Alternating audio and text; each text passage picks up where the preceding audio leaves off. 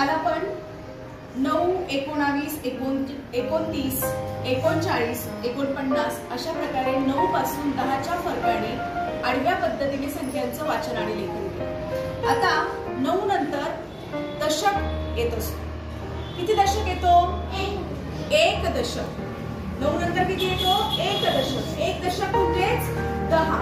मग 9 नंतर बोला 10, 20, 30, 40, 50, 60, 70, 80, 90, 100।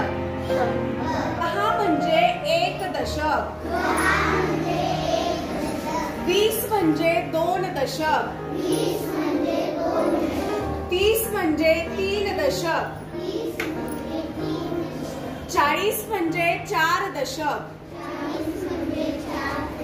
50 म्हणजे 5 दशक। 60 म्हणजे 6 दशक।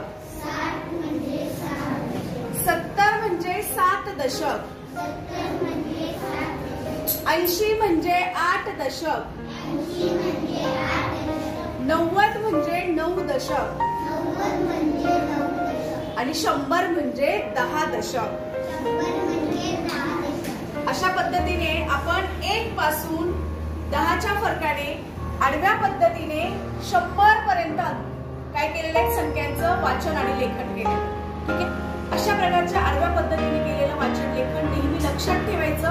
उच्चाराप्रमाणे संख्यांचं वाचन आणि लेखन करायला घ्यायचं।